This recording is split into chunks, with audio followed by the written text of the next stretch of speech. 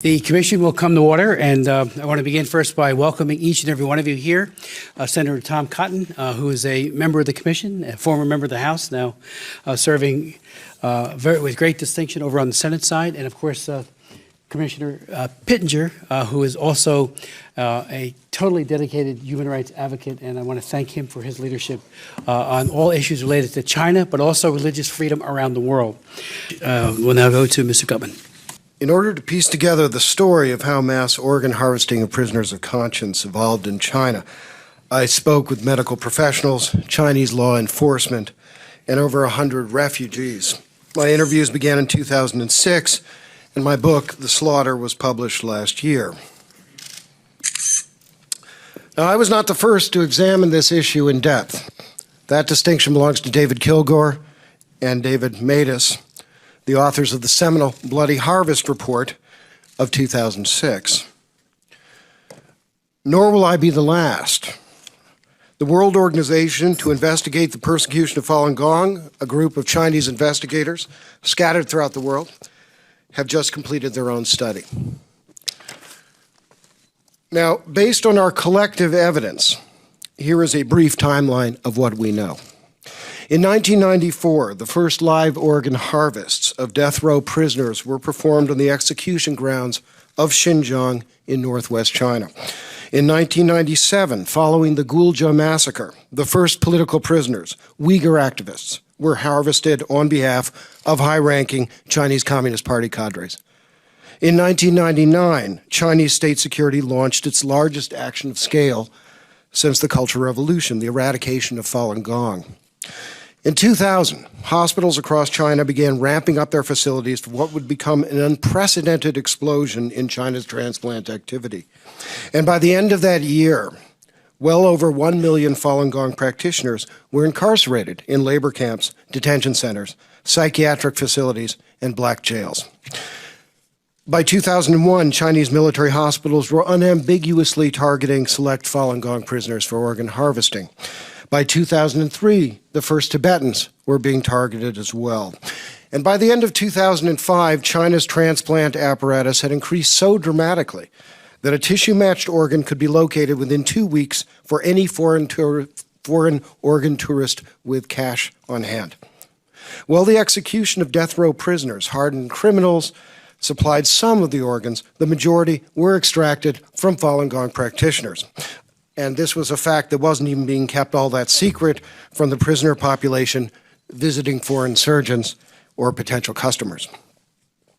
Now, Kilgore and Matus estimate 41,500 transplants were sourced from Falun Gong between 2000 to 2005. I estimate 65,000 Falun Gong practitioners were murdered for their organs from 2000 to 2008. The World Organization to Investigate the Persecution of Falun Gong believes the numbers are more likely in the hundreds of thousands. In early 2006, the Epoch Times revealed the first allegations of the organ harvesting of Falun Gong and was followed by the Kilgore-Matus report. By 2008, many analysts, and I was among them, assumed that the Chinese state would stop harvesting prisoners of conscience for fear of international condemnation during the Beijing Olympics. Yet the physical examination of Falun Gong prisoners for their retail organs actually showed a slight uptick. In 2012, Wang Lijun, Bo Xilai's right-hand man, attempted to defect at the U.S. consulate in Chengdu. 2 weeks later, the World Organization to Investigate the Persecution of Falun Gong revealed that Wang had personally received a prestigious award for overseeing thousands of organ extractions and transplants. Fatally exposed, Chinese medical authorities declared to the Western press that they would cease organ harvesting of death row prisoners over the next 5 years. Yet no mention was made of prisoners of conscience, and third-party verification was rejected. It is during this period, from 2012 to the present day, even as the Chinese medical authorities spoke publicly of shortages due to relying on voluntary organ donation, that a very strange anomaly occurs. While China's hospitals have maintained strict internet silence on their transplant activity since 2006, the hiring of transplant teams at many of the most notorious hospitals for harvesting prisoners of conscience is actually on the increase. In a handful of hospitals, for example, Beijing 309 Military Hospital, It's practically exponential. Now, witness accounts shed some light on this mystery. One spoke to me about 500 Falun Gong prisoners having been examined for their organs in a single day. That is the largest cattle call that I know of. A Western doctor was recently assured by a Chinese military hospital surgeon that prisoners are still being slaughtered for their organs. And Falun Gong practitioners across China's provinces have described police forcibly administering blood tests and DNA cheek swabs, not in prison, not in a detention center, but in their homes. Now, I can't supply a death count for House Christians, Uyghurs, and Tibetans. But if I had to make an estimate on Falun Gong, I would double my previous numbers. I'm sure the World Organization to investigate the persecution of Falun Gong would go much further.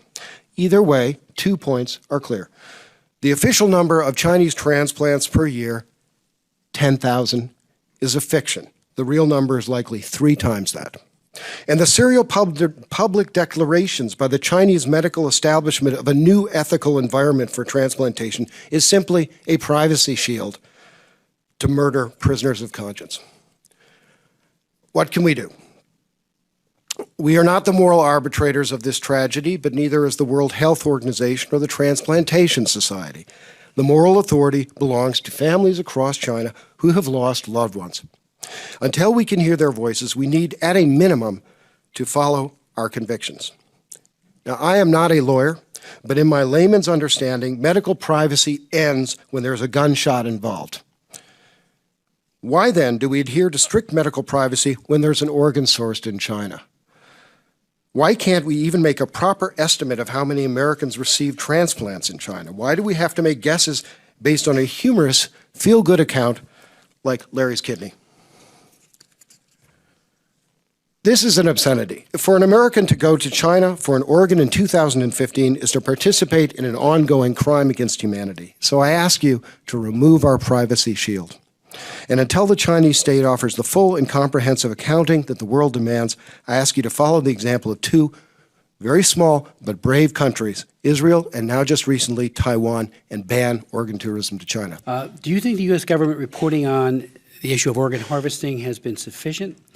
Have you found receptivity to your research at the U.S. Department of State?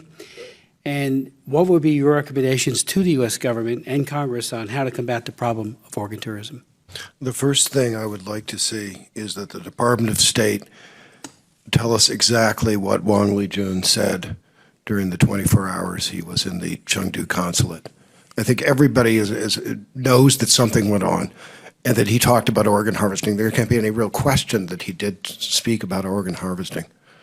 But we don't really know what was said. Now, my theory, and I think it's the theory, sort of an operating theory within Washington, really, is that he basically said, yes, we've been doing this for some time and so forth, that he basically did some sort of confession.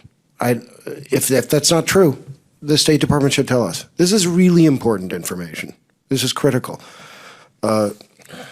The rest of that question, in a sense, is just typical bureaucratic inertia in Washington. I mean, okay, I understand that.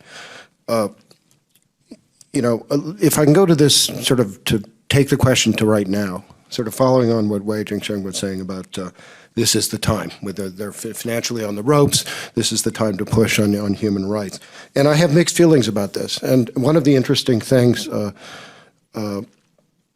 about being an outsider is that I can kind of observe what's going on within the Falun Gong community and sort of see the debates that goes on in that community. And one of the things that happen, you have 2 views right now about Xi and his leadership. And one is that it's kind of the hope springs eternal side, which is, Xi has possibilities, Bo Xilai's in jail, Zhou Yangkang's gone, Jiang Zemin, they're doing lawsuits in Jiang Zemin, the whole dead hand faction is being attacked. And they see all kinds of possibilities in this. And the feeling is that if the U.S. government would just push, then really we could get some answers to this. There is another view, which I think is more aligned with this report that I was showing you, which is Xi is expanding organ harvesting, and that's the facts on the ground seem to bear that out. Now, then there's a kind of a synthesis view, which I subscribe to, which is, look, it's not the crime, it's the cover-up. It's always the problem, yes? And so in this case, we do have a cover-up going on, and that can be more lethal in fact. I mean, if you think about it in sort of extreme terms, concentration camps about to be overrun by Allied soldiers, they kill everybody and they burn the place down. So this, for people in the Laogai system, this is actually a very dangerous time, and that obviously includes Uyghurs. We've seen this in the Uyghur community on a vast scale, and we've seen the level of enforced disappearances of the Uyghur community go up. It's another exponential curve. My view is a little different than both of those, or even the synthesis, which is it's a very pessimistic view. This is a structural problem within the Chinese Communist Party. They will keep repeating these kinds of things, and it is not the crime but the cover-up, and so it doesn't matter really who's in power because they're always dealing with the last cover-up.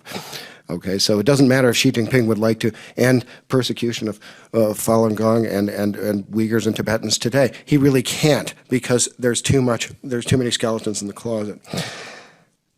And in that case, if that's true, then maybe the answer for Washington is what I'm proposing is the best we can do, maybe, is at least limit our own moral decay in these areas.